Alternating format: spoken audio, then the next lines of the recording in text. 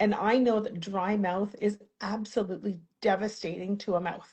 The Mhm. saliva is so critical as a protective buffer in so many ways beyond just lubrication that when a person has dry mouth, and I've seen the consequences of the implications on decay, on the implications it was your teeth abrade with each other and loss of structure, that dry mouth is the one thing that really no dentist has any tools or magic wands to compete Mhm. with. One of the reasons saliva decreases in menopause is because of estrogen. But there also is a role of cortisol and stress management. Because when you get really stressed, your body's not thinking of, oh, do I need saliva to lubricate my teeth? It's about getting you out of that moment. But also in menopause, our stress management changes. And then the last thing is, just as we were discussing, is dehydration, right? And so how do we balance that so that you don't have the detrimental consequences of saliva? 70% of women have some form of dry mouth gradient. And so, to your point around the drop in estrogen, you're absolutely right. Like, of course,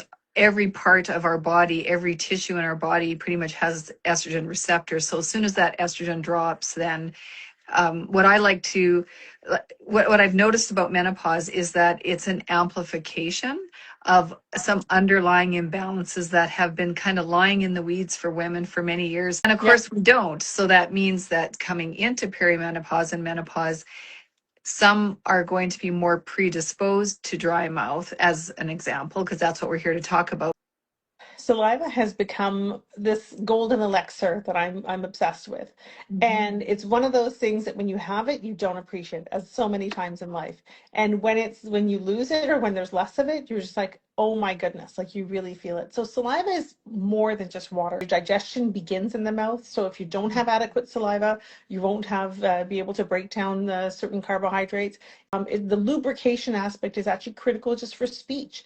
And one of the reasons I started my passion project is because, especially when you hit menopause, you have a lot to say. Like you've been through enough that you're like, so I'm like, if you want to say what you want to say, you need your teeth.